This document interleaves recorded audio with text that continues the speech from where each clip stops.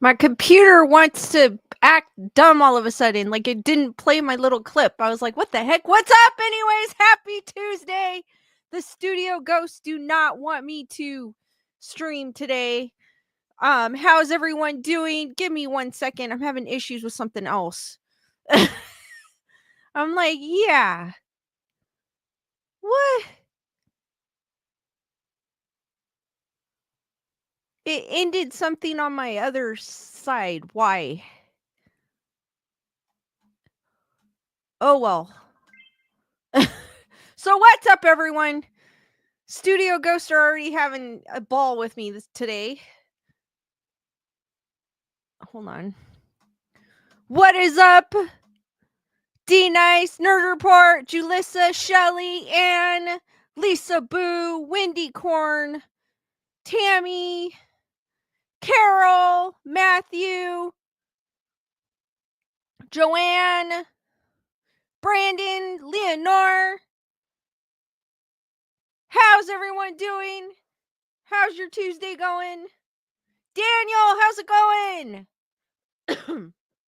We'll wait a few. Well, there's 51 people. Never mind. I was going to go. I'll wait a few more minutes for people to trickle in. I'll still wait for people to trickle in.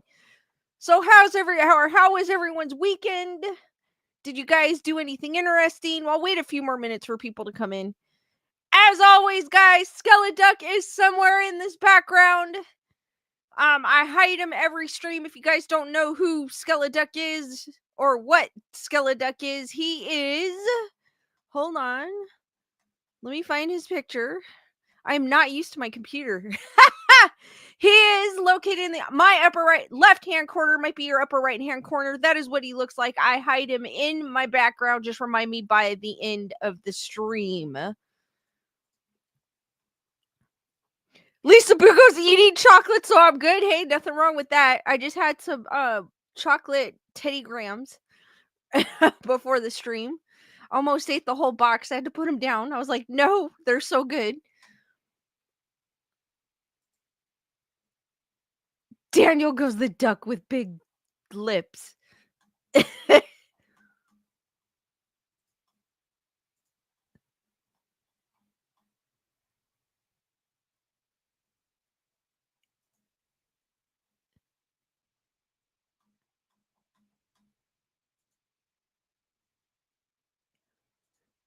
I am so mad because I had something set up on another platform and it ended it for some odd reason. Oh, well, I guess I'm not going to stream there today. Dusty, how's it going? I got a chance to see Beetlejuice on Max. It is on Max for those of you that have Max. Also, I was able to see the Superman, the Christopher Reeve story. I know that's not spooky. I usually speak spookiness here or true crime, but been looking forward to seeing that. Both were good. They were okay. I mean, I didn't feel like the Christopher Reeve story was very, I mean, it's a tearjerker. It's gonna bring tears to your eyes. There's some parts I felt like they could have shortened it a bit. But there was a lot of stuff like I didn't know, like I thought was kind of cool. So if you guys are a fan of Christopher Reeve's Superman, it does talk a lot about that. It does show his kids. It's a cool documentary to check out if you do have Max. Beetlejuice. It was okay. Thought they did a great job. There wasn't very minimal CGI because I know what's his face? I forgot his name off the top of my lungs. Can't think of it right now, but I know he doesn't like using CGI, but he had to. Like they convinced him to use a little bit, which I think he did with the sandworms, and it didn't look too bad. That's the one thing I commend about him is that he doesn't really like using CGI. I prefer practical effects over CGI, so it was kind of cool. Not to say that CGI is bad. I've seen some great CGI in movies. I just prefer the practical effects. Tim Burton, thank you, Leonore. I had a brain fart. Couldn't think of it right now. Tim Burton. I like the fact that he tries to stay true to the practical effects and tries to minimize CGI. So I do admire the man for that. And then Alien Romulus, it's still on my list, so I think that's the next movie I'm gonna check out when I get a chance. Also, I noticed that James McAvoy film, See No Evil. It is a remake of a Dutch film. I think the Dutch film came out. Give me a second, guys. Should have been more prepared here. There was not that one. Hold on. Is it called See No Evil, or am I thinking it wrong? James McAvoy. Speak No Evil. I'm thinking of the wrong thing. See No Evil is that one with Kane from WWE. Speak No Evil is on Peacock now. I actually thought it was going to come out this Friday, but it's out already. So if you guys have been hankering to see Speak No Evil with James McAvoy, it is out now. There is another Speak No Evil. I think it was a Dutch film, if I'm not mistaken, that came out in 2022, 2 years earlier. Yes, it's a Dutch film. It takes place in Denmark, the Netherlands, and Italy. So, it is a Dutch film. So if you guys have not, I haven't seen either of them, but I've been hankering to see the James McAvoy one when I saw the trailer. Lisa Boo goes, yes, I want to see Alien Romulus. It is on Hulu, if you guys have Hulu. Matthew goes, I think part of the look was the modern digital camera, while it would look better with old grainy film stock.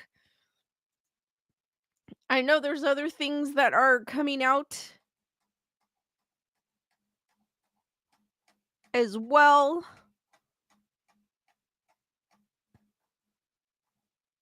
Like 28 Years Later is going to be coming out in June. I cannot wait for that. I'm looking forward to that. I keep seeing too many like things pop up and I'm like, no, I don't want to see it. Don't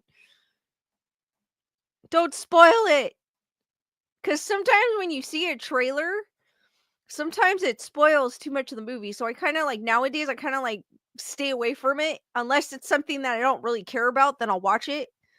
Carol found Pinchy Duck already. She's an eagle eye. Hug, what is up? Lisa Boo goes, the new movie The Hunter looks good. They also I know the other day Craven the Hunter, the Marvel film, they did release the opening scene from it. It looks pretty good, but I kind of just keep it I'm open-minded when it comes to Marvel.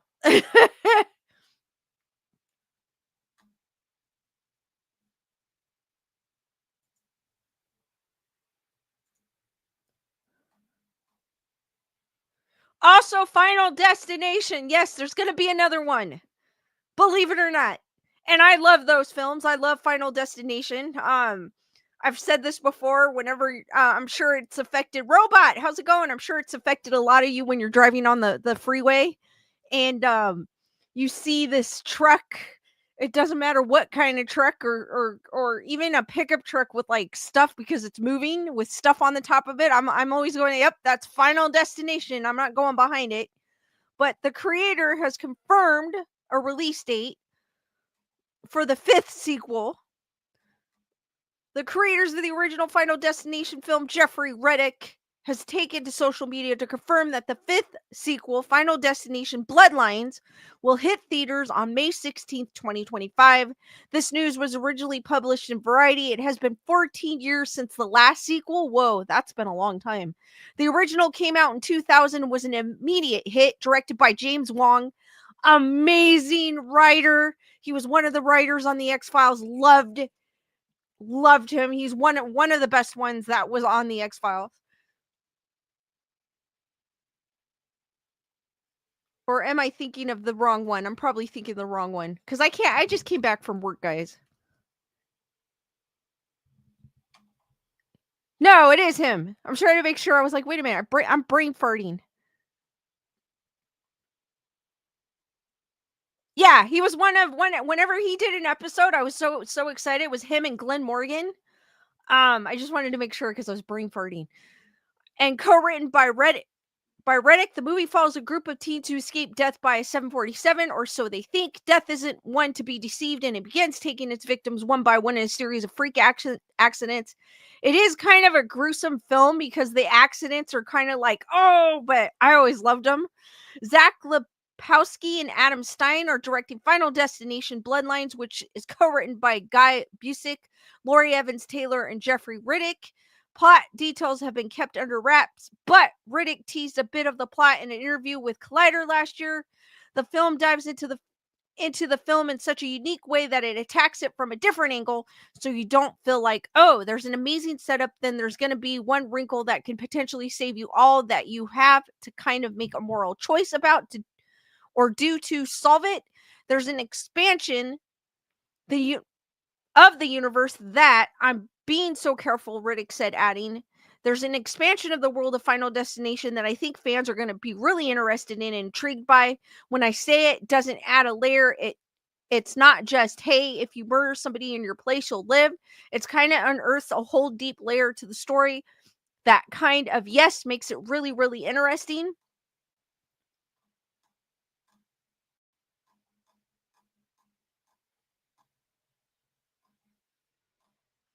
So that will be coming out in May. I know, I'm not sure. I know Tony Todd was in it. I'm not sure if he is in that one, if that was one of his last roles.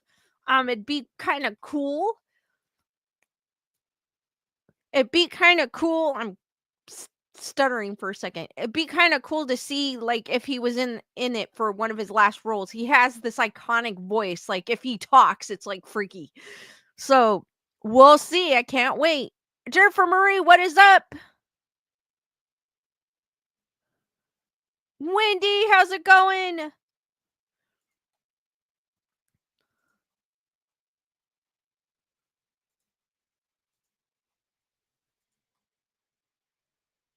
Matthew goes, Tony is in the new Indiana Jones game. I heard that's good. The only thing I have a gripe about is the voice the voice, sorry. The voice is done by a different actor. I mean, it'd be kind of cool if Harrison Ford would have done it, but then obviously, I mean, he's not going to sound like a young Indiana Jones anymore if they do use his voice, so I don't think it would have worked out. But I saw some of the scenes from the game. It looks cool.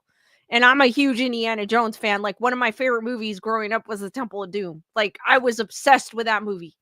From the time it came out to even now I watch it. It was one of my favorites. Was obsessed. In fact, I've got the promo poster behind me. I've got the theatrical poster in my room.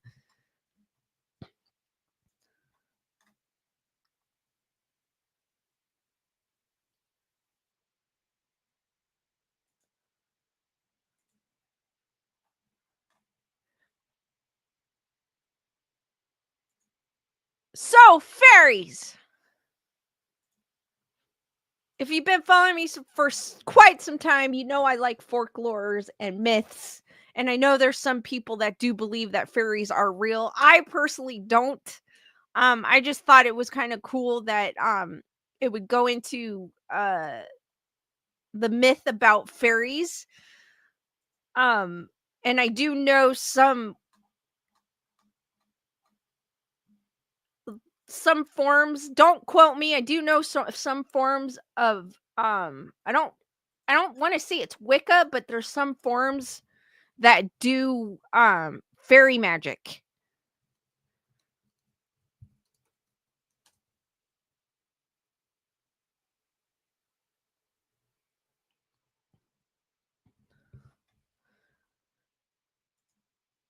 Rooster, how's it going? And I mean, I'm not talking about Tinkerbell from Disney's what was Tinkerbell was from I'm so bad with Disney movies. Wendy, thank you for becoming oh my god. Wendy, thank you for becoming a member of the Wolf Pack. Hearts for Wendy. I am stumbling. I just came back from work. So my mind is kind of, even though it was a slow day at work today, but my mind is kind of fried from work. Hearts for Wendy, guys. Thank you, Wendy. That's awesome.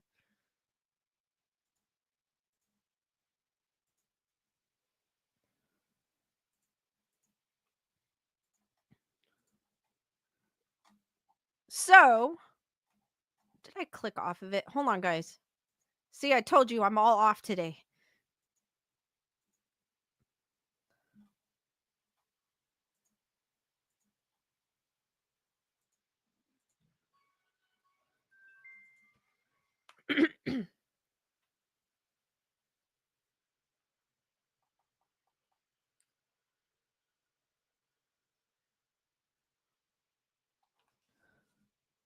Give me a second, guys. So, from Fairy Godmother to the Winx Saga, are fairies' real origins explained? And this site has so many of the reality of magical creatures like fairies, elves, witches, and more is often debated. Most of our cultural understanding and beliefs about fairies come from mainstream movies, TV shows, and comics. While it may be an easy topic to dismiss for some, these magical figures are an interesting part of European history and folklore. According to Britannica, fairies are mythical creatures belonging to ancient folklore, usually known for having magical powers, sometimes dwarf size in appearance and characteristically beautiful or handsome. Here's more about the origins of these characters and if they're real or simply a work of fiction. So, are fairies real? Fairies, also spelled as Fairies, were believed to exist many centuries ago since much of the world was still unexplored. In modern day, fairies have been associated with children books, resulting in the moniker fairy tales according to Live Science. Though the belief in fairies still exists to present day, there is no concrete proof of for or against the existence of fairies. What is manifestation? It's not magical. Manifestation coaches share tips for. Wait a minute, what am I reading? Manifesting coaches share tips for beginners. What are fairies? Many centuries ago, fairies were believed to be vindictive, powerful, and cruel, in addition to being benevolent. For instance, travelers on long journeys would bring offerings for fairies in exchange for safe pathways and good weather. Failing to appease the fairies would risk the countrymen ruin in form of natural disasters or terrible accidents. Fairies were also associated with changeling beliefs. Live science reports and were believed to swap sickly fairy babies with healthy human ones. In European folklore, changelings were deformed offsprings of fairies or elves that were secretly exchanged with human infants to strengthen their lineage. According to Britannica, the existence of changelings is believed to stem from the idea that infants are susceptible to demonic possession. Despite such tales and beliefs in fairy folklore, modern scientists believe unknown medical conditions in 19th century or before could have prompted people's beliefs in fairies. Fairy lore, give me a second, guys. Hold on.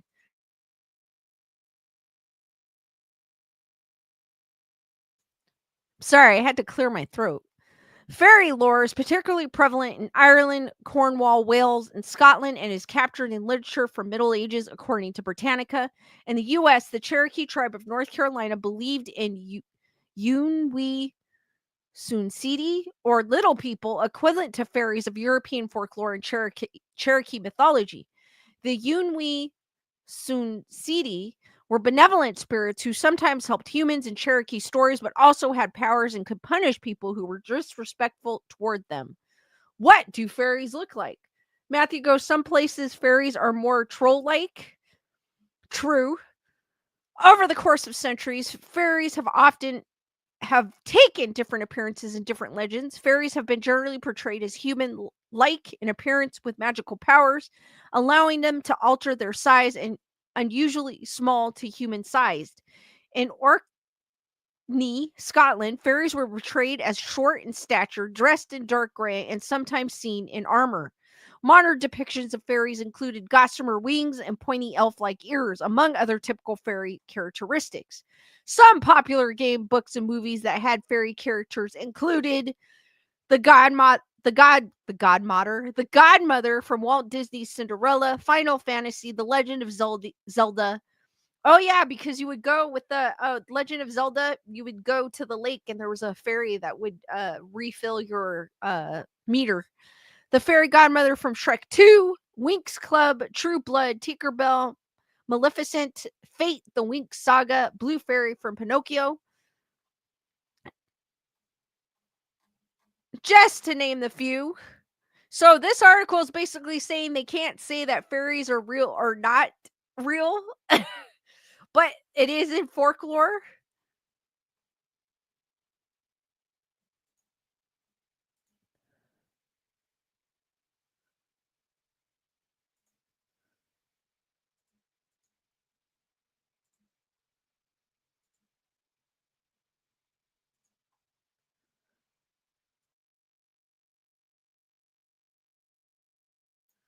Wendy loved True Blood. I didn't really watch True Blood, which was weird. I just never I know of it, but I just never watched it.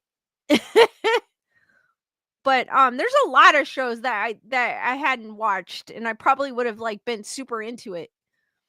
Fairies, the mystery of where they came from. Fair folk, fae, fairies, elves, nymphs, pixies, etc. You're likely heard at least one or multiple of these terms to describe mythical beings with overlapping traits. Fairies are a staple of folklore and legend. Almost every culture has some form of these elusive folks in their story, some more heavily ingrained into their culture than others. There's seemingly no concrete image of definition of what is fairy is, but somehow we have an idea that comes to mind when these are mentioned. Ethereal, mysterious, with a penchant for mischief and trickery, sometimes that are depicted as tiny beings with wings akin to a butterfly's. Others may envision them as a tall, elegant race with pointy ears. We can thank Tolkien for the popularization of that. How did it come that we have so many variations of these beings, yet they seem to share a similar set of traits?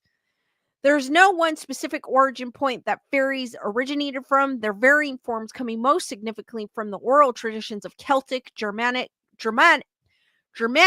and ancient Greek myths. They have even turned up in Arabic and literature and Sanskrit.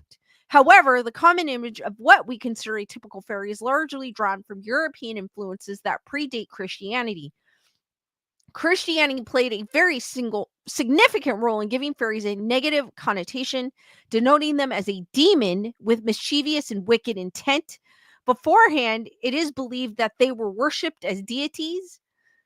I never thought, even, I mean, I guess the way we grew up with fairies is that they were always, um, positive, like they spread magic. So I would have never considered them demonic at all.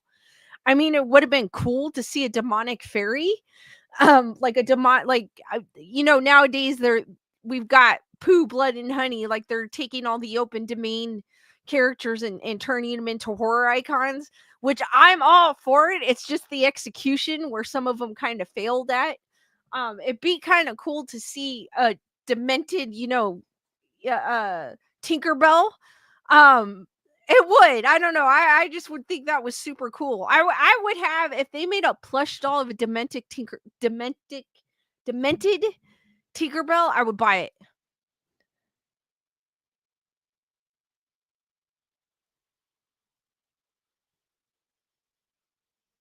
Julissa, what is up? Daniel goes, there's a ton of stories about fairies. Dusty goes, I caught several fairies flying above the volcano crater on my camera during a visit with friends while it was showing lava. They were not visible by the eye. Oh, that's super cool, Dusty. So, to this day, Celtic folklore and the existence of fair folk is deeply ingrained into the cultures of Ireland, Scotland, and Wales, with Ireland not paving over fairy circles for fear of upsetting the fair folk. Historians believe that before the spread of Christianity, fairies were worshipped as deities, neither malignant nor benign. In Scottish folklore, fairies were divided into classifications of sort. The more benign were assigned to the silly court, and the more malicious were assigned to the unsilly court. Both were considered tricksy. However, the silly court generally only played pranks on those in the mortal realm. The myths and traditions of old folklore were harder for the Christian church to dispel. Much of the reason so much of Celtic folklore survives is because the church made an effort to recontextualize into the Christian belief system, such as with the Tuatha de Danann. These were a race of people in Irish mythology with supernatural gifts.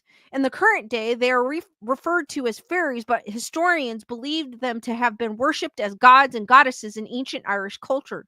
They were believed to have come from the heavens, and after being defeated in battles by the Irish, they retreated to the Sidhe or Fairy Mounds.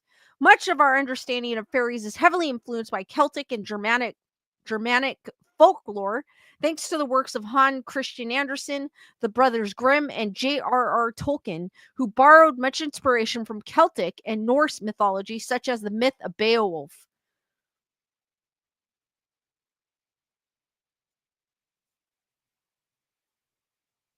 Lisa Boo goes, black magic Tinkerbell. Yes, that would be so cool. You know, they have an evil Superman, so why not an evil Tinkerbell? What's up, Shelly? How's it going?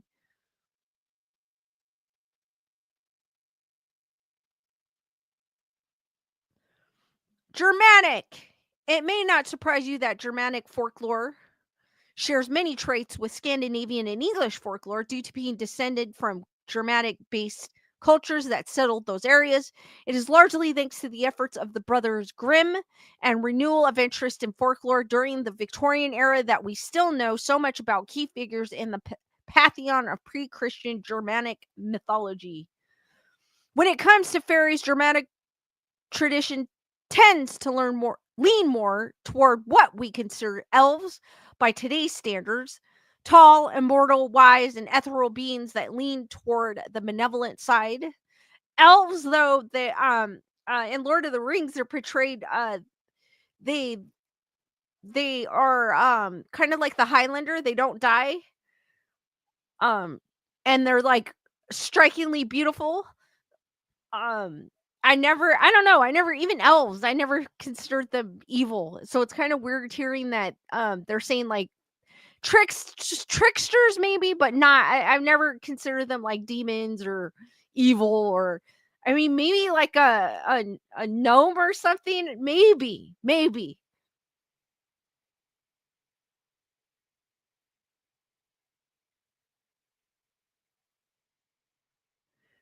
Julissa goes Tinkerbell was kind of mean. Matthew goes, you should see the Ghost Hunter episode Irish Ruins. You will see some creepy things. I'll definitely check that out. Put that on my list because my grandmother's mother came here from Ireland, so I do have some Irish in me. Nymphs are a type of spirit originating from ancient Greek folklore.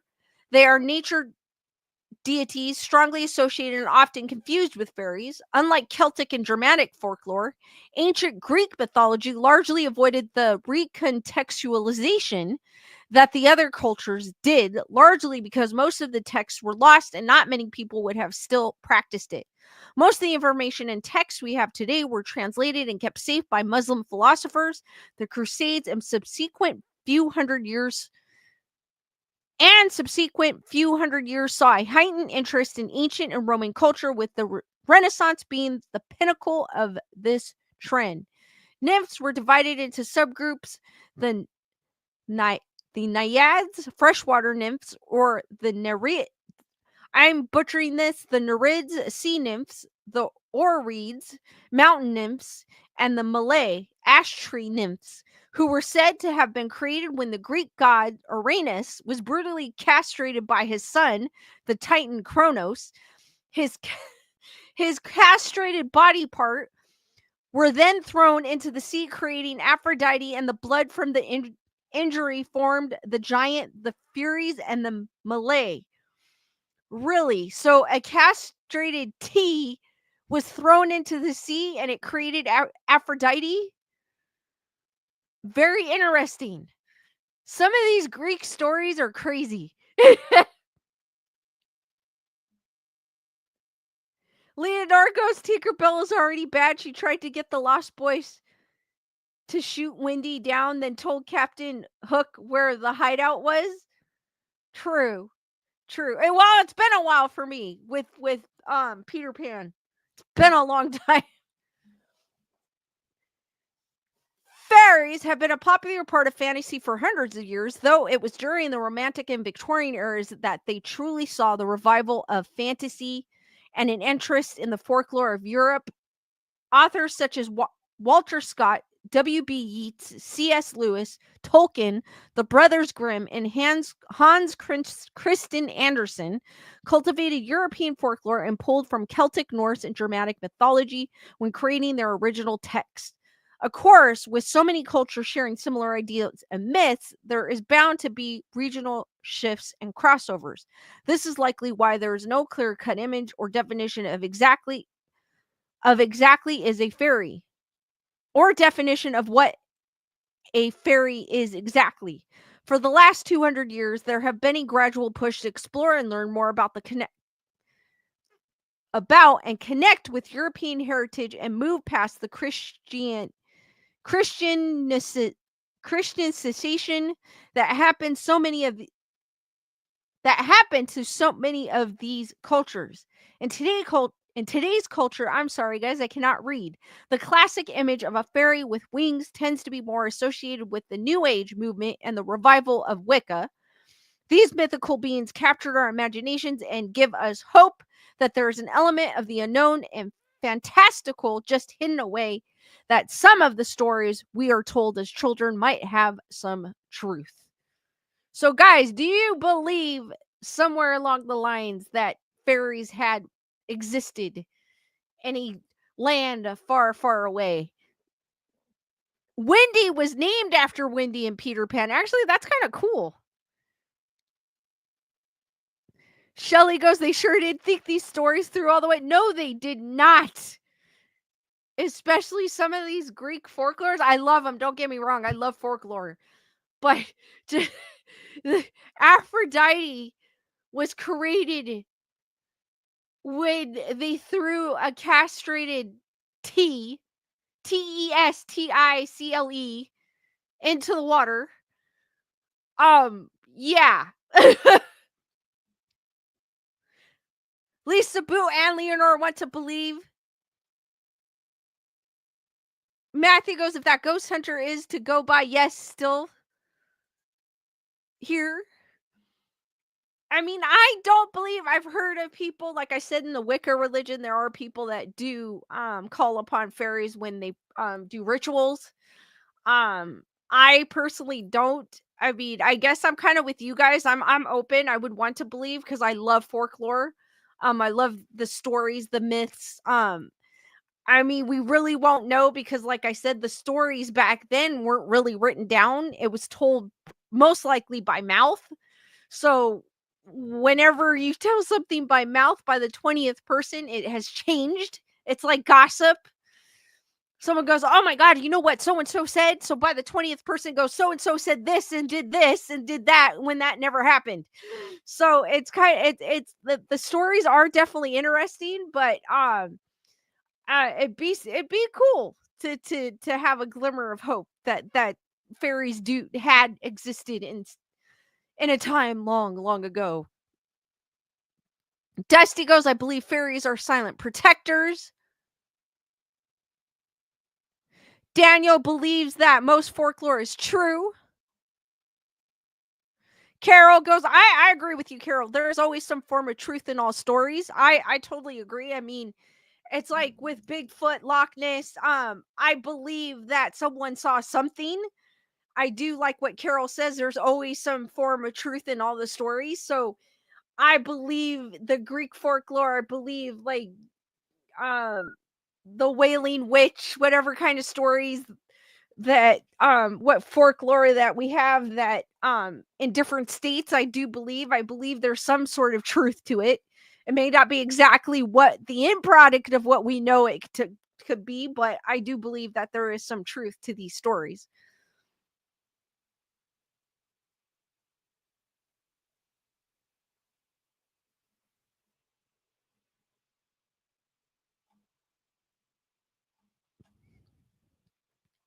Shelly goes, we need a Bigfoot emoji. I should look to see if I can add emojis. And then I can add a Bigfoot one. That's a good idea, Shelly. We do. I will keep that in mind. Hopefully I can add some, because sometimes at a certain point it doesn't allow you to add, but then once you get to another point it does. So if I can, I will definitely try that.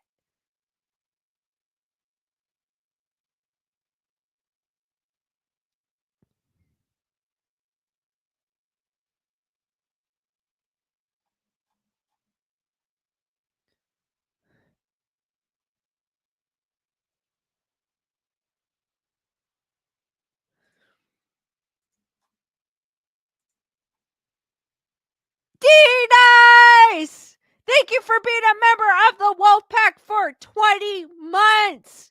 Hearts for D Nice, guys. Thank you for the support, D Nice. I really appreciate it. Most annoying fairy Navi from our I'm gonna butcher it. Navi from Karina of Time. I'm gonna butcher it, and I know of it. And I just got butcher. Thank you, D Nice.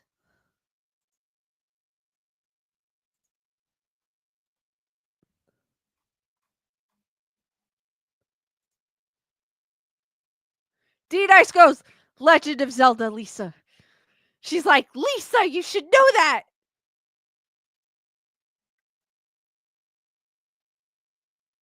I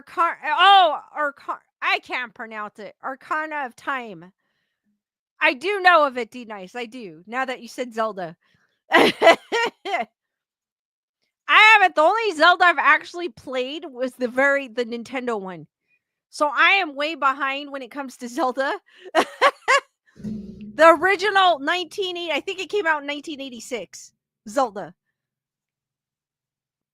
Lisa Boo, thank you for gifting a membership. Welcome a rare zebra to the Wolfpack. Hearts for Lisa Boo and the new Wolfpack member. Welcome. And thank you, Lisa Boo. Hugs, you got it right before, so I should just stop. I should not quit my day job, right? I should have stopped right there and not try again.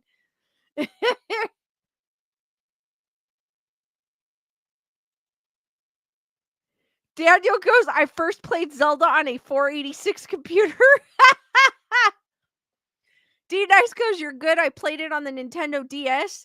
I still have a Nintendo DS somewhere. I just never played Zelda. They had this game. I think it was on the Nintendo. I know I'm going down a rabbit hole. Sorry, guys. They had this game on the Nintendo DS where you had a pet dog and you could pet the dog and all that kind of stuff. I remember. I think I still have it somewhere. Somewhere.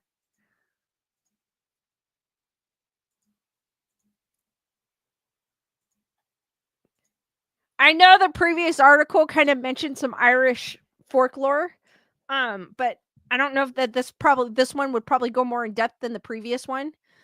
To continue on the fairy train here, Irish fairies, Irish folklore, myths, and legends. Irish folklore is rich with captivating tales of supernatural beings, and among the most enchanting creatures are the Irish fairies. These magical beings have long captured the imagination of people worldwide, and their stories continue to intrigue and fascinate. In this post, we will explore the myths of Irish fairies. We will delve into their history, the fairy realm, and various types of fairies. These include the banshees, leprechaun, puka, Dullahan, and changelings. We will also explore popular fairy tales from Ireland. Some examples include Lady Fanshawe and the Lady of the Lake, leprechauns in Limerick, and encounters with changelings. So let's travel into the mystical world of Irish fairies and unravel their secrets. A brief history of Irish fairies. Irish fairies, often referred to as the Osea, and I know I'm butchering that, I do apologize in advance, are a supernatural race deeply rooted in Irish mythology and folklore. The ancient Celts believed in the Tuatha De Danann, a mythical deity associated with divine beings, and they trace the origins of Irish fairies back to them. According to legend, the Tuatha De Danann arrived in Ireland before the arrival of humans and possessed extraordinary powers. As Christianity spread in Ireland, the Tuatha De Danann slowly transformed into the fairy folk we know today.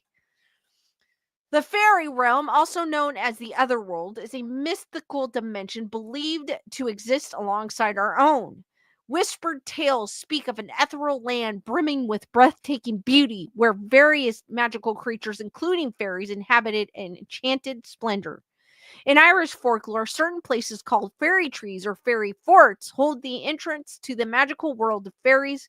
People believe these mystical places, often marked by ancient trees or circular earthen mounds, bring bad luck. However, it can also provoke the wrath of the fairies when interfered with or disrespected.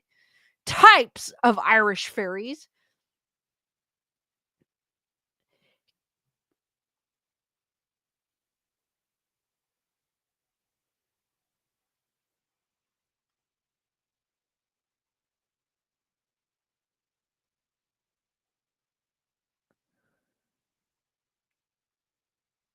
Julissa goes, I love rabbit holes. I know. I tend to go. If you guys are new here, I tend to go on some rabbit holes. So don't mind me. So the type of Irish fairies, we've got the banshee. The banshee is a famous figure in Irish folklore associated with impending death. People believed she is a fairy woman who wails and laments, foretelling the demise of a family member. People often describe her as a pale-skinned woman with red hair and wearing a beautiful white gown. Furthermore, those who hear her eerie cries consider it a warning.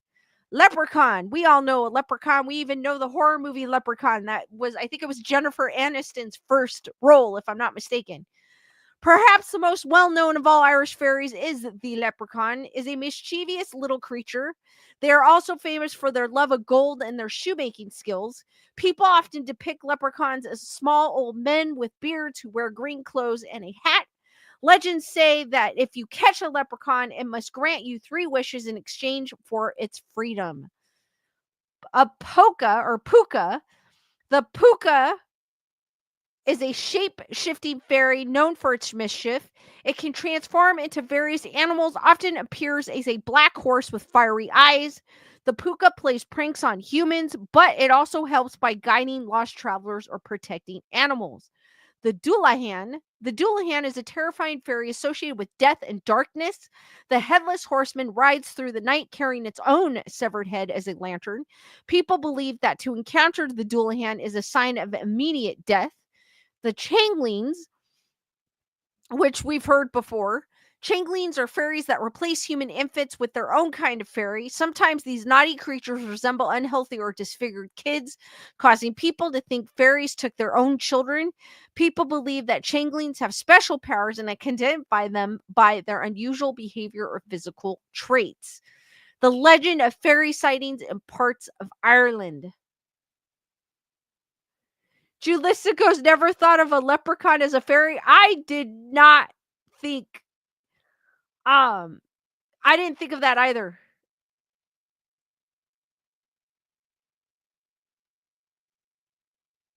Thunder Boy, what is up? I would have never thought a leprechaun was a fairy. I just thought a leprechaun was a leprechaun, you know what I mean? And you didn't want to piss off a leprechaun because he'll come after you. Because of the horror movie. If you take his pot of gold, you won't have luck. He'd be like, that's my pot of gold. Give it back. Lady Fanshawe and the Lady of the Lake. Lady I know I'm butchering this. Fanshawe, a distinguished English noblewoman, embarked on an unforgettable journey through the captivating landscape of County Clare in Ireland. As she walked through the beautiful area, she felt peacefulness enveloping her. The calmness suggested hidden secrets and magical things waiting for discovery. Drawn toward a serene lake, Lady Fanshawe, I think it's Fanshawe, could not have anticipated the extraordinary sight that awaited her. From the depths of the glistening water, a figure emerged, bathed in shimmering lights and possessing an otherworldly glow. It was the Lady of the Lake, a mesmerizing fairy queen of unparalleled beauty. The fairy queen wore a dress that looked like the color of nature. She had a magical beauty that seemed to match the Irish landscape. Her flowing hair cascaded like liquid gold, catching the sunlight and illuminating her ethereal presence. At that moment, Lady Fanshawe stood captivated, witness to a convergence of realms, a meeting point where mortal and fairy coexisted. The encounter with the Lady of the Lake forever altered Lady Fanshaw's perception of the Irish landscape and its mystical inhabitants. It opened her eyes to the profound connection between the land and the magical creatures that reside within its depths.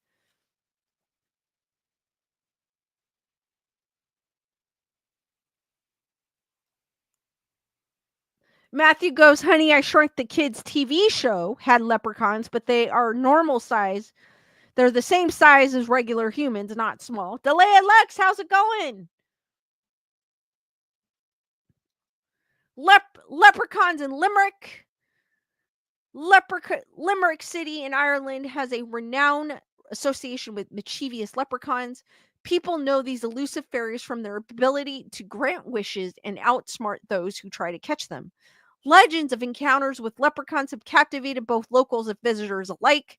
People say that leprechauns hid amidst the streets and alleyways of Limerick. Spotting one can bring luck, offering the chance to make a wish. However, these clever creatures often outwit those who attempt to capture them or steal their pots of gold. The city celebrates a connection to leprechauns through festivals and events that embrace the folklore and magic surrounding them. Activities like treasure hunts, parades, and storytelling make leprechauns come alive, making people believe in a magical world hidden in Limerick. Encounters with changelings. Changelings are interesting in Irish folklore. They are about children acting strange or getting sick, making parents think fairies replaced their children. These encounters blur the boundaries between the mortal and fairy realms, captivating generations with their hypnotic nature. The concept of changelings arises from the belief in fairies' ability to abduct human infants, leaving behind substituted children. These replaced children exhibited peculiar behaviors or physical traits, instilling both wonder and unease in their parents and communities. These tales of changelings serve as cautionary reminders of the present and influence of fairies in Irish mythology. They highlight the intricate relationship between the humans and supernatural realms, immersing us in a world where reality intertwines with enchantment. These stories have a lasting impact because people believe in the mystical. The popularity of Irish fairies. Delay Lex goes, leprechauns always try to steal my gold. Irish fairies are widespread as they are part of Irish folklore, literature, art, and entertainment. Irish people love their cultural heritage and have passed down stories of magical fairies for generations. The 17th century saw the rise in popularity of Irish fairy tales that authors included in books. These became famous outside of Ireland and fascinated people all over the world. The world of Irish fairies is a captivating realm, brimming wonder and mystery.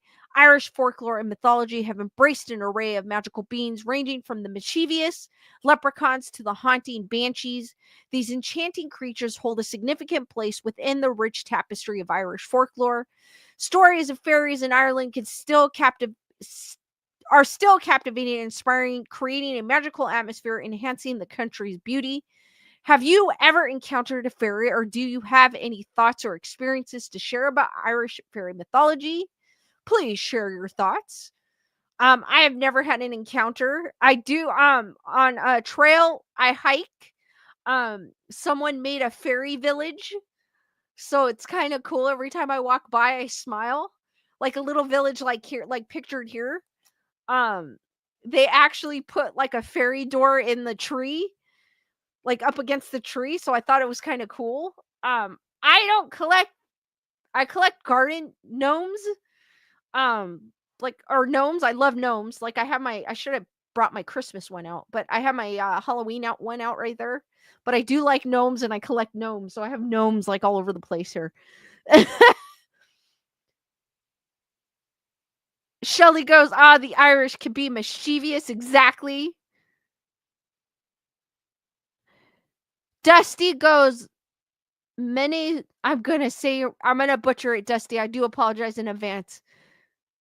Menehoons are Hawaiian leprechauns helping by doing unpleasant chores while we sleep. That is super cool, Dusty.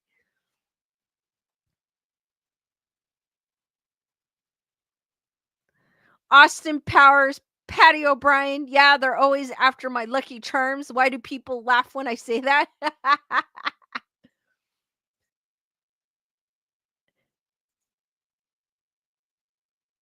And then we have Lucky Charms, the cereal. I thought of making a fairy village to go with my gnomes, but my gnomes are kind of big. So a fairy village would not, it would look kind of funny.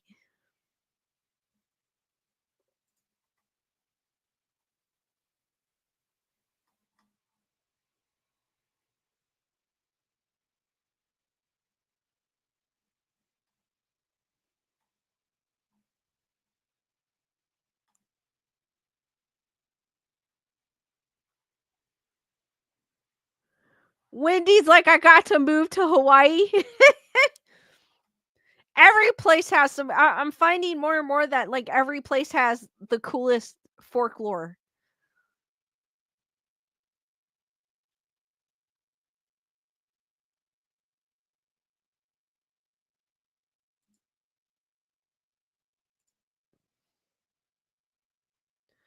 I agree, Julissa. Fairy villages and gardens are so cute. They are.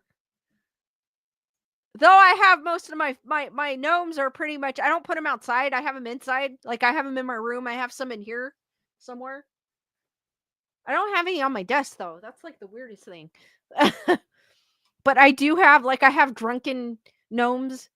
They're in the other room. D Nice goes. This YouTube channel has an awesome folklore.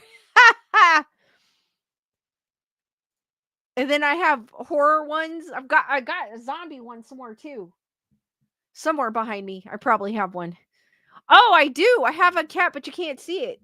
Like back there, I have a cat and I with a gnome in his mouth and a bunch of gnomes trying to get him to stop, and you got the mama gnome with the you know the roller like going like this.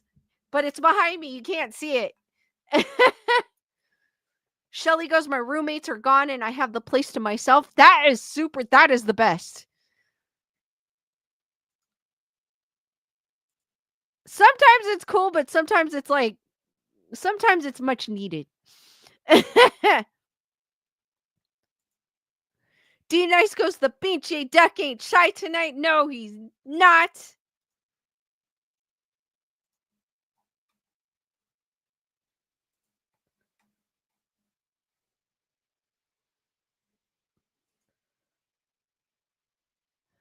Dusty goes, I designed a walking path fairy that lit up at night from sun energy for my art design class. Oh, that is cool.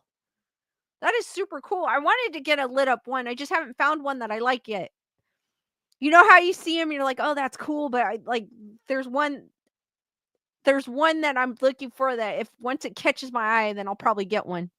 But that is pretty cool, Dusty.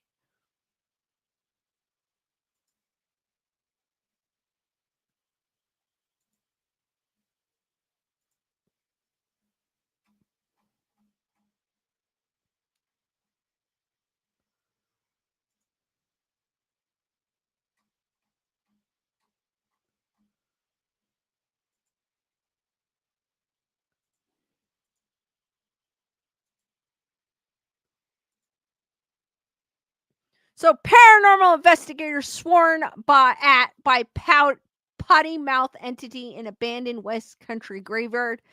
I don't know, just the headline it, caught my eye. I don't know. This is from Bristol Live. I don't know what type of publication this is, but just that headline caught my eye. So I was like, okay. Intrepid paranormal sleuth who hunt for evidence of otherworldly beings have conducted an investigation on the grounds of a former mental health facility and abandoned West Country graveyard. During various parts of the investigation, it is claimed a disembodied figure told them to eat S, while another seemed to direct them to a grave. So that I'm sorry, that's making me laugh. So they had a disembodied voice that said eat. I'm sorry, that's making me laugh. Gloucester Paranormal Investigation Services is run by lead investigators Paul Calmetto, 48, and Ed Francis, 51, who are both from Gloucester. They are the best of friends and share an interest in the paranormal, and held their first investigation at the Rose Garden in Matson in 2018, and have continued on a quest to find conclusive proof of otherworldly beings in different locations across the country. Paul and Ed have previously tried to investigate the former mental health facility, an abandoned graveyard in Horton Road, Gloucester. Yet, due to poor weather, they have had to abandon their plans. They have said an entity at the investigation recognized the pair from the previous stakeout and said, "Nice to see you." The investigation took place mid-October and was recorded during a Facebook live stream, and paranormal fans were able to join and watch the spooky goings-on for themselves. There's still people that stream to Facebook? Paul said the most recent investigations we carried out took place at an abandoned graveyard on Horton Road, opposite where the former Horton Road Hospital was, which was Gloucester First Mental Asylum, which was open, I know I'm butchering it, I do apologize, from 1823 to 1988. That is a long time to be open. This graveyard is said to be part of the hospital, and patients from the asylum are believed to be buried there. We briefly tried to investigate it a few years ago, but unfortunately the weather wasn't on our side, and we had to leave just when we were starting to make a connection with the spirits there. The pair arrived to the area around 9:30 p.m., ready to start the live stream at 10. The stream drew in fans of the team to watch on as the night's events developed. D-Dice goes, "You said it right before, Lisa." I'm always trying to, um, I'm always thinking I'm saying it wrong, and then I end up butchering it even more as I'm trying to correct myself. Thank you, D-Nice. Paul said, "After our first visit there back in 2021, where we had to leave because of bad weather, we felt like we had only just scratched the surface of what spirits were there, and definitely felt like the spirits really wanted to communicate with us. This year, we were again held back a bit by the weather, but as soon as a clear evening was forecasted, we seized the opportunity and went back to Horton Road Graveyard to see if we could pick up from where we left off the last time. Paul and Ed felt they were going to get responses from otherworldly beings from the off. They have documented the highlights of their live video and feel responses. They had many intelligence responses from paranormal entities. For example, Paul takes a small box out from his bag, and the spirits produce the words, 'What's that box?' Then Ed explains to the spirit what to do with his digital recorder during a burst EVP session, and the spirits produce the words, 'Explain the device.' Paul said, 'We use a ball, which is a cat toy that lights up when it moves. Thank you to D-Nice, I now own cat balls.' And while we were talking away, the name Thomas came through on the Alice box, which is a voice-generated word device, and the spirits pick and choose what they would like to say. I wonder who they named that box after. That's a cool name for a piece of equipment. When the name Thomas came through and a cat eyeball went off, the cat ball actually moved onto a grave with the name Thomas on it, which was amazing. Ed said this one's quite funny.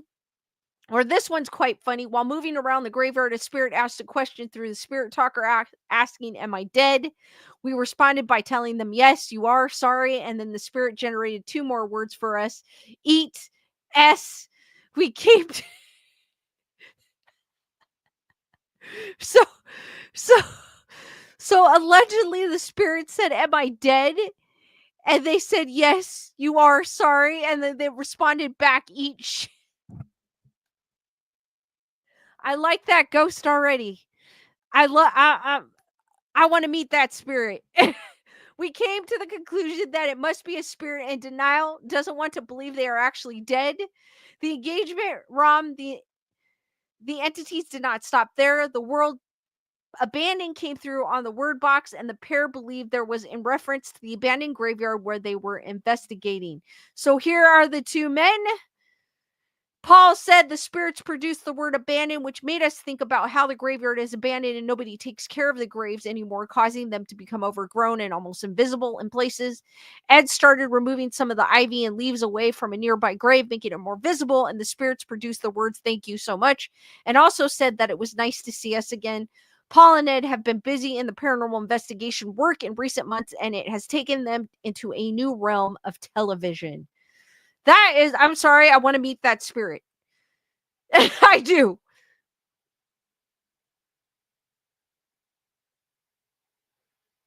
Shelly would like to try a spirit box. I have one. I've got two of them actually. I've got two different kinds. I have a SB7 Pro, and then I also have one from ghosttalk. But I haven't used them yet. I tried to use them here, but nothing really pops up. I also have an Ovulus, which I've tried in here because this is where I've seen the orbs, but nothing. I haven't gotten anything. So I need to go to a grave. That's where I need to go. I need to go to a cemetery to actually test them out, even if it is during the day. Like to go to a cemetery and test out my equipment. Daniel goes, put the bunny back in the box. D Nice goes, 7. What's in the box? I love that movie. 7. It was probably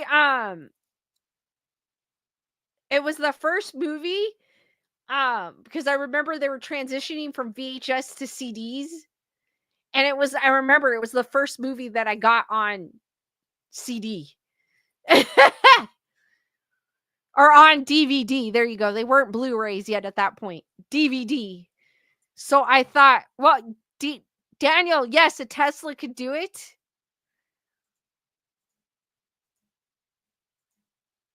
Or allegedly. I mean allegedly it can. I don't think it's actual ghost hunting equipment. I'm stuttering. But I don't think Elon Musk put ghost hunting equipment in his Teslas.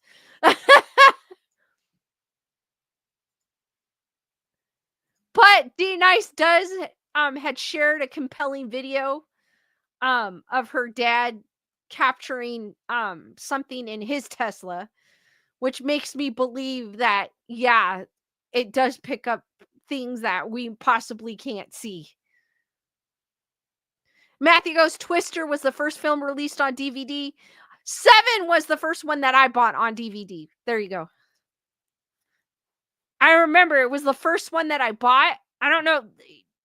And I was like, oh, this is so cool. And I had a CD-ROM. I'm like aging myself right now. I had a CD-ROM and I played it, and I love that. I love that movie. Daniel goes, I just say Tesla. I need to do it one of these years. Matthew goes, Jason doesn't believe that about the cars. I don't think either. Like I said, I don't think he put ghost hunting equipment in his cars, but he had no intentions of doing that.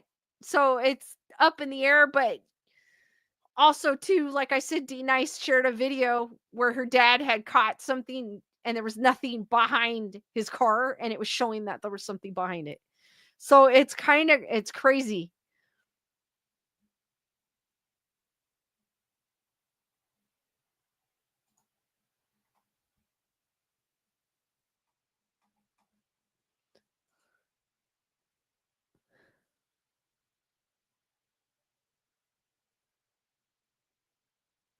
D Nice goes, it's legit from experience. It's so weird that it was in those locations. I thought of it being something electrical, but my dad caught something in a parking lot.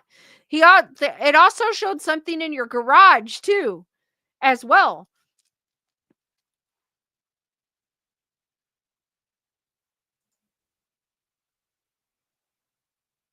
Julissa goes, we must watch those videos again. I know she posted them in Telegram, so they're probably still floating in Telegram. And I did share them on another stream, but I don't remember what stream it was on off the top of my head because it happened over the summer.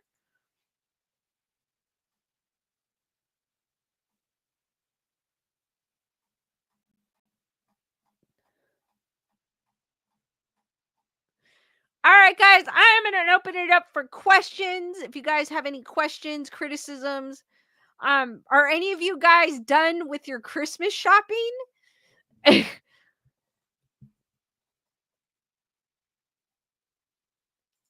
Because I know this could be a stressful time of year for some.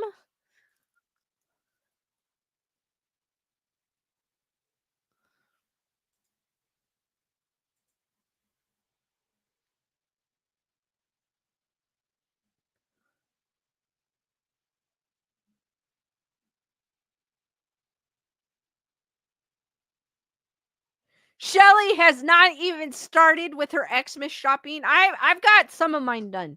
I just need a few, two more, and then I'm done.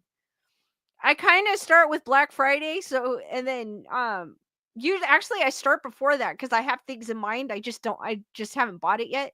So I have the idea in mind even before Black Christmas, Black Friday, not the movie, Lisa.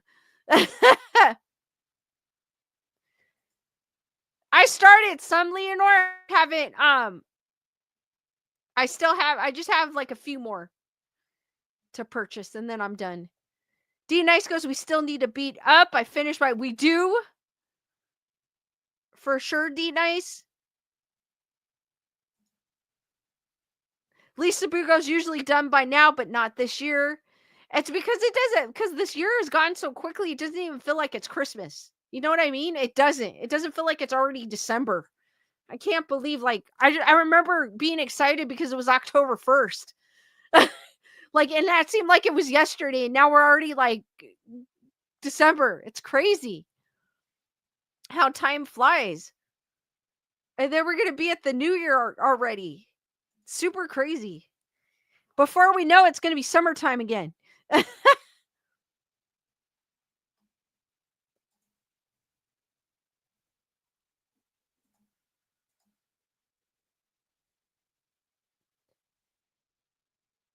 Dusty goes, I'm done, but not wrapped or mailed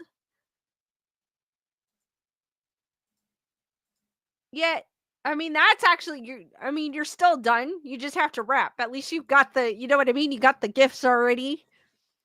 I get, unless you don't like wrapping, that's kind of the easy thing because you already got all the gifts.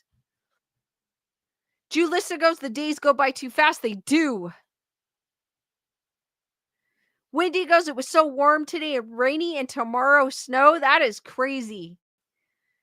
We've been kind of teeter-tottering upper 60s, low 70s, and then I think last, like, for 2 days it was like in the 80s, and then it went down again. I was like, what the heck?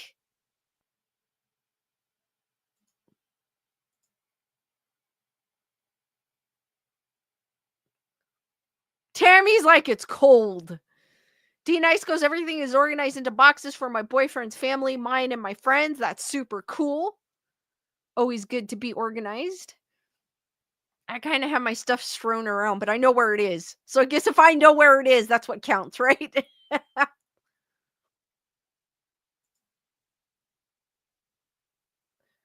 Julissa goes, I was cold today. When I got home, I was cold. I was like, oh, it's kind of cold. Matthew goes, mine was done later this week. Gonna put the tree up.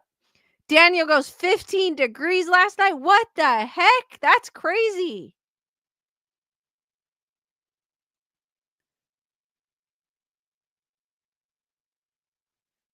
Oh, since I'm in my studio, I can show you one of the early Christmas gift that D Nice got me off of my Amazon wish list.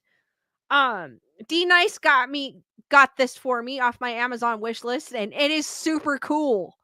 It looks better in person than it did, in the I thought it was cool to begin with because of the button eyes, but it's cool. It's cooler in person.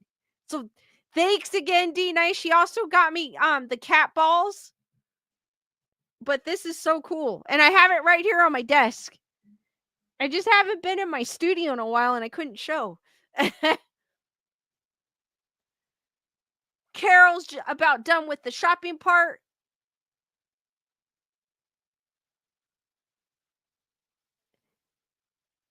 Matthew goes, my present won't be here until next fall. My last year's gift should be here this month.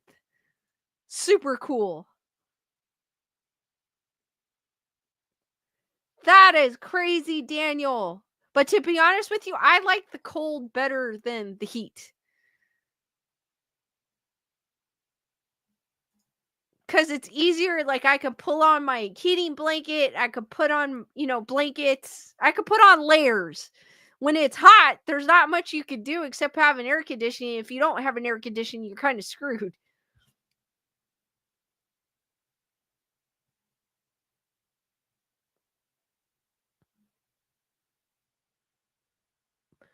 The crocus start to bloom in February, and then spring is on its way, Dusty says. Matthew goes, my Ghostbusters trap and PKE meter. That is super cool. Daniel goes, the ice from last night never melted.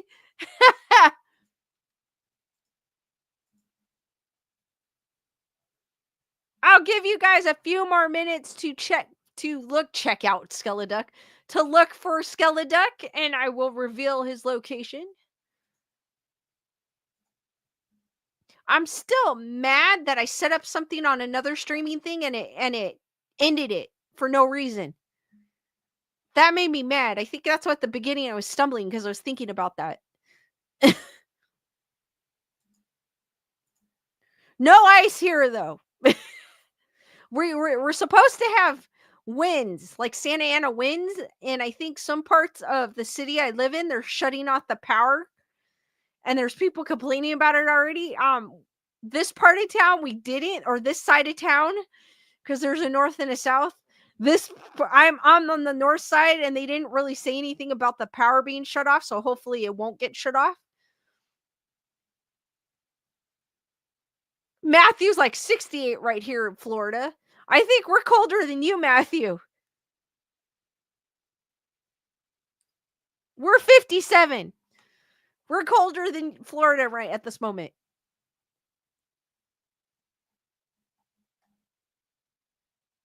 Windy misses the Santa Ana so much.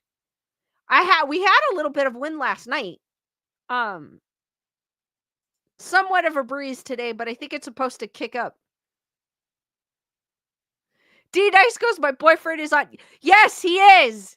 He is right. He is right at the border. That area, that main street, I'm not going to name, is what divides north from south. Yes, right. Yeah, he is. He's on this side of it. If you're on the other side of that road, which I'm not naming, you should know which road it is, D Nice. It's considered the north side.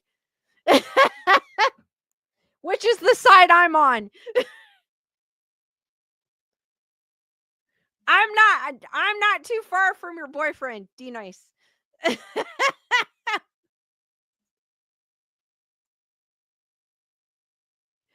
Dusty's like, my old body doesn't like the cold. Give me 80 degrees. I know, I've heard that. I haven't reached that yet.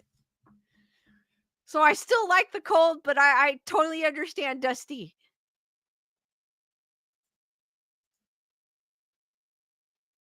Julissa's colder than we are up north.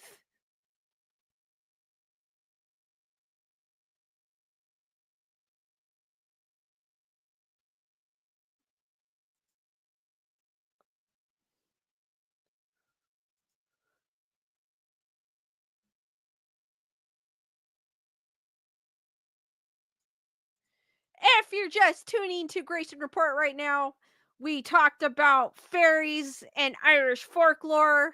Talked a little bit about movies like Final Destination. It does now have a date. Talked about what movies are out on streaming services now, and then we also talked about a swearing ghost that someone had encountered, which I want to meet that ghost. And right now, I'm opening it up for questions and giving everyone a few minutes to look for Skeleduck. Daniel's like ducking cold. Shelly goes, it's only 43 degrees right now in Humboldt. Super cool.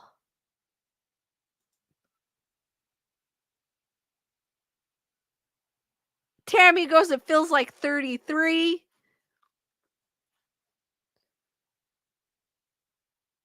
D Nice goes, I feel like we would all be best friends with that ghost. I think we would. I would have been laughing. And I know the ghost probably would have said more things about it. I would have been laughing. The, the ghost said each.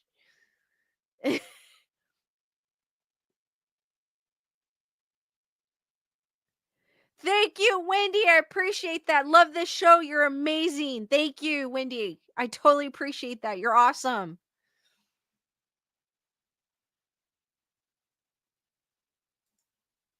And you're like, dang, I was trying to be honest with you. The ghost is like, F you. F you would have been hilarious. I think I would have been laughing more if the spirit said F you. I've been like, excuse me, what did you say? And then the thing was like, you heard me.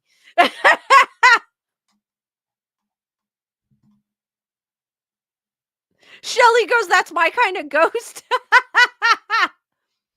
I think that's everyone's ghost.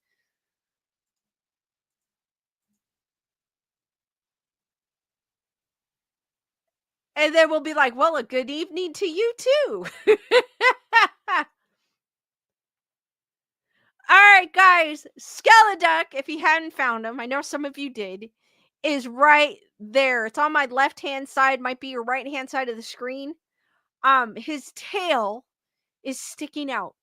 He is right in front of my Squid Game lounge fly bag. Right there. Right there where my finger is. It's on my left hand of my left hand of the studio. It might be on your right hand side.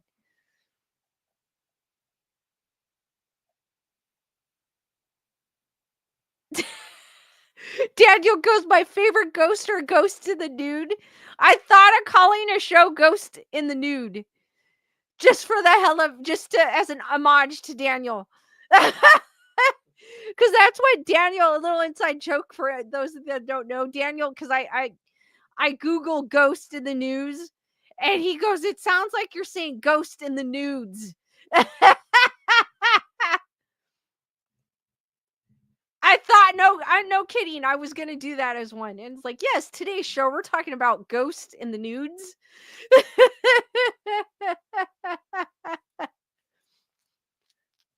What do ghosts do on their spare time? Stay tuned after this.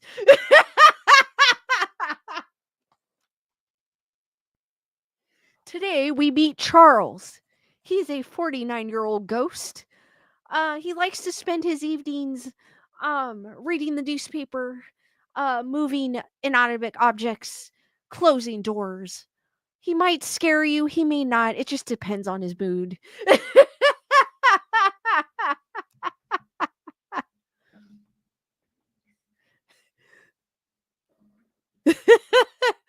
But they go to the next one. Next one is Lucy. Lucy has been part of the undead for 20 years now. She hasn't accepted her faith, so she spends her time sulking in the corridors. She may open a door, she may not. She may ruffle your covers. She may slightly whisper, but we never know. She is our ghost of the week.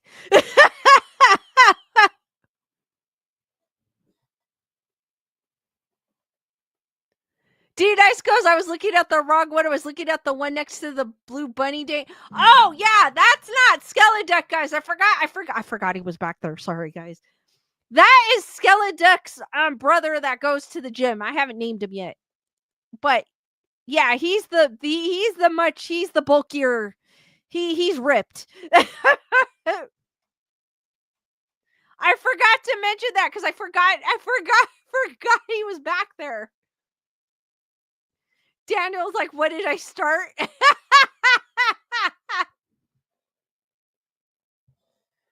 On next week's Ghost in the News.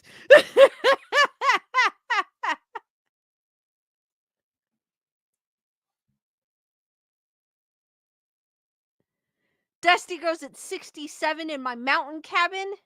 That's not too bad.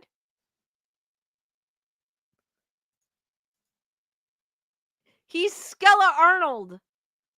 He's gonna pump you up. Sorry.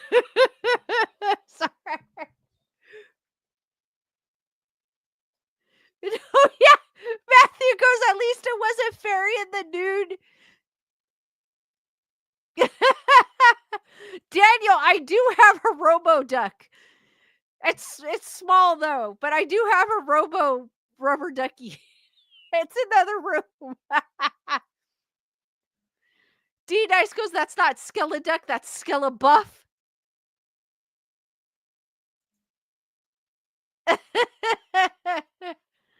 All right, guys. Any last minute questions before I end this stream?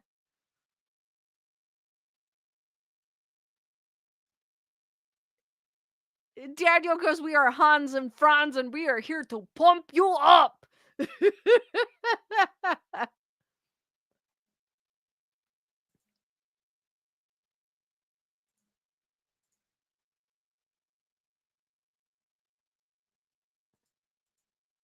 Sorry, but I literally forgot he was back there. I did. I haven't been in here in a while. Thank you, Lisa Boo. All right, guys, if there's no further questions, thank you, Jalissa. Carol, I know I am going to find a spot one day to stump you. I will. I will. D Nice goes, so the balls have not lit up it? No, not yet. I haven't used them yet. Thank you, Shelly. Thank you, Matthew. D Nice. One last question, D Nice. Any more orbs? No, I haven't gotten any in the last couple of days. Not since the last one. Dusty goes, I found out today that the first week of January starts with WTF. We're going to start the year out with a bang. Thank you, Daniel. All right, guys, without further ado, I am going to end the stream here. Thank you for joining me on this edition of Grayson Report. I will see you at the next one, which will be Thursday at 8 p.m. Pacific Standard Time, 11 p.m. Eastern Standard Time. Be there, be squared, stay spooky, guys, and sweet nightmares. And I will see you on the next one. And have a great rest of your evening and week. Good night, everyone, and thank you.